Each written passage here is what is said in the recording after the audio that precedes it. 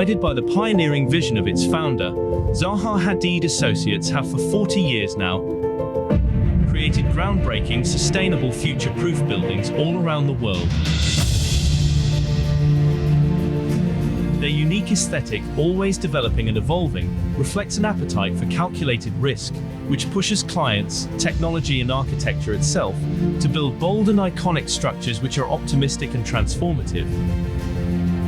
Architect Viviana Muscettola has led a number of signature projects for ZHA in Asia, including one described by Time magazine as one of the world's greatest places, Morpheus Hotel in Macau.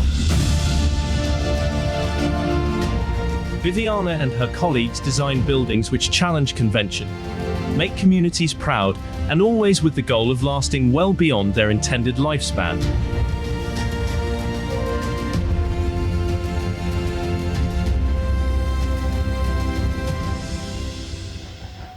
Ladies and gentlemen, please welcome from London, Viviana Muscettola. Good afternoon, everyone. I wonder, how much do you know about me? If the caption behind me had to disappear, aside from being a woman and from my accent, Italian, certainly European, what would you remember about me from the brochure, from what you just saw? Yes, I am an architect. Now, there is no clear number of how many practicing architects there are in the world, an estimated 3 to 5 million. But there is one name that is connected with my profession, and this is Zaha Hadid, the queen of curves. Zaha, who passed away in 2016, was an extraordinary talent. The first building that she built was only when she was 44 years old. And 11 years after, she won the Pritzker Architecture Prize, the Oscar of my word. Zaha had a passion for abstraction, fragmentation, movement, that really blurred the boundaries between art, architecture, and design. She had a belief in innovation, even though all of the industry around her thought that her building could not be built. Zaha had a level of self-confidence that was unusual for an architect, but let's say it, talent alone is not what makes her name on the lips of people that have only a passing interest in architecture. This is identity. This might be obvious, but again, thinking about the 1,000,000 of our practicing architects, how come very few can make a household out of their name? And same goes for city, countries, of the thousands of places that right now come to your mind. How many would you be able to say that have a strong identity, so strong that you can describe them? For every Paris, Acapulco, Kyoto, Marrakesh, there are many other places maybe they have beauty, they are cute, but they don't have a strong identity. And Zaha really stemmed with her ferocious vision. The building she designed, the award that she won, the achievement that she dared to get were very important to create a special identity for her work so that you can describe it. Today, this lives within our practice. ZHA DNA, and I've been working there for 21 years now, is what makes our soft power. So how come only few names stand out? Look, even though identity sometimes could be a happy accident, it takes a lot of strong work. And you have to persevere with your ideas and your thoughts. And this is what I learned at Zaha Hadid Architects over the year. Identity, whether it's a person or a country, it needs to be curated, must be nourished and protected. Remember those 3 words. They're going to come back in my presentation. And what is important is that Identity is an active endeavor, not a passive one. It is a loudspeaker. You get it right and it's going to scream.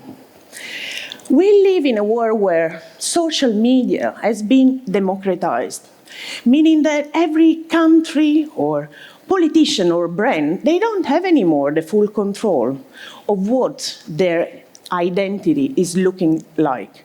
So even more, we need to create a collective identity, we need a lot of planning and vision. The old rules are gone. The new rules are in place. And architecture plays an enormous role within this. It creates a framework for what people want you to say about your country. And it can scream the message out loud.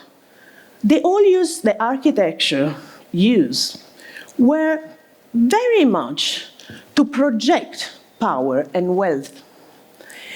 And within this, I'm going to start with one of the obvious examples, the Pyramid of Giza. Built 4,500 years ago. 2 million of 25 tons of limestone block built at the precision that needed to represent what the pharaoh was above everyone else.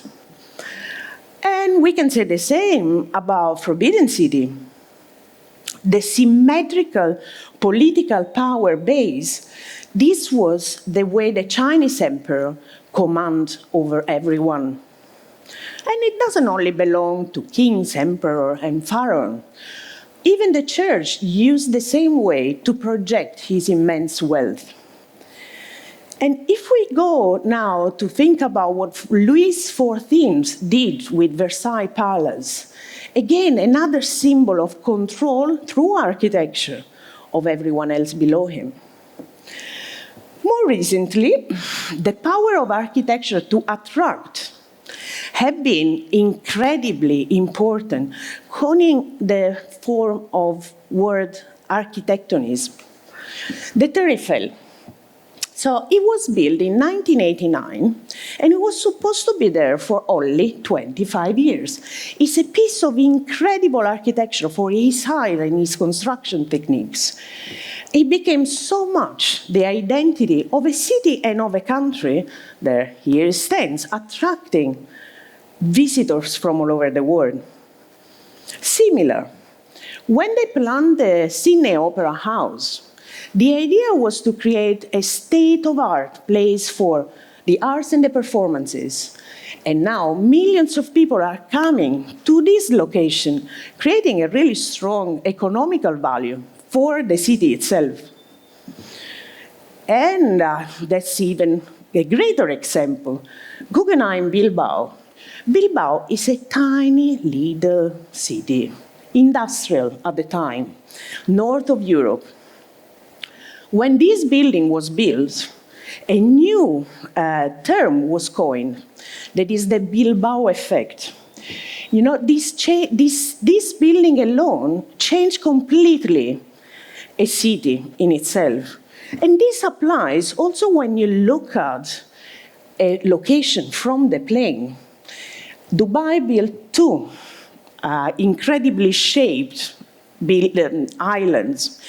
And every beachfront coastline is actually designed with this idea of being so strong and powerful of a mainland made.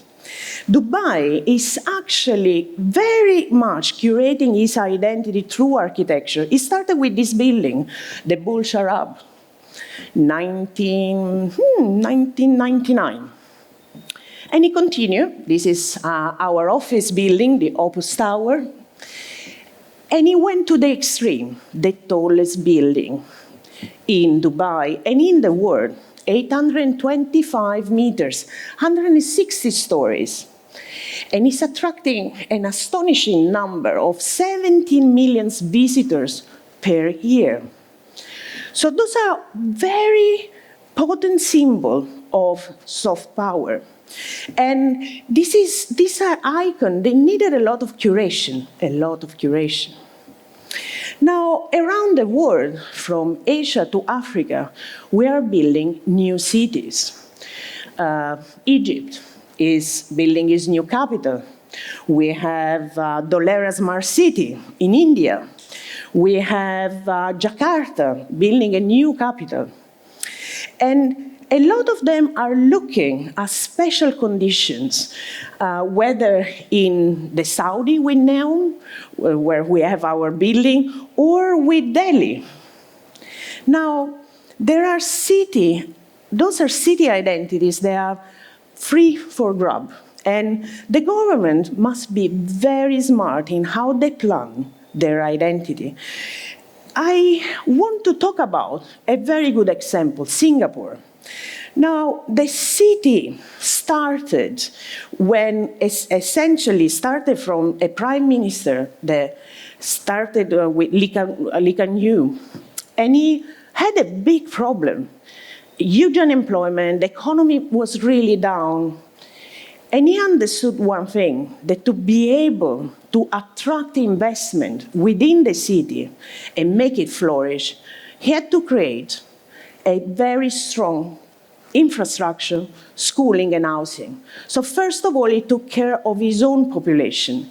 Now, Singapore that we know is due to a really incredible policy, the Garden City policy put in place in 1967. This policy is actually saying that whenever you have a plot of land that you as a developer want to bring up to sky, you have to replace 1-to-1 the greenery. It means in numbers that soon Singapore will have 200 hectares of greenery in the sky. So you see, the legislation had played a huge role in the identity and the image of Singapore as we see it now. And by contrast, we have another interesting case, London, where I live. So the city of London, where all of the actual skyscrapers are located nowadays, is actually starting from a plan that was medieval. Very narrow roads, very small plots. The only way London had as a way of attracting, again, the best office and become the capital of finance that it is right now was to go high. But the city has its own monuments to protect. And those monuments, mapped in what you see right now at the back, needed to be protection from far away. And here it comes. You want to build high in the city of London. There are views that stretch across the city of London to Greenwich. They are protecting the St. Paul Cathedral. And this allowed, though, this incredible development. You see, the city did not have much tall buildings before. This is a very good example of how protection, but allowing development, can actually create the incredible skyline that the city has right now. This thing about attracting, it's a bit of a double sword, and people and countries need to be careful about it. At my back, Bali, the over-tourism was not planned. Therefore, the infrastructure are crashing. And this doesn't apply only to Bali. I can talk about Santorini, a fisherman village. Santorini has now so many visitors that it's impossible to move around.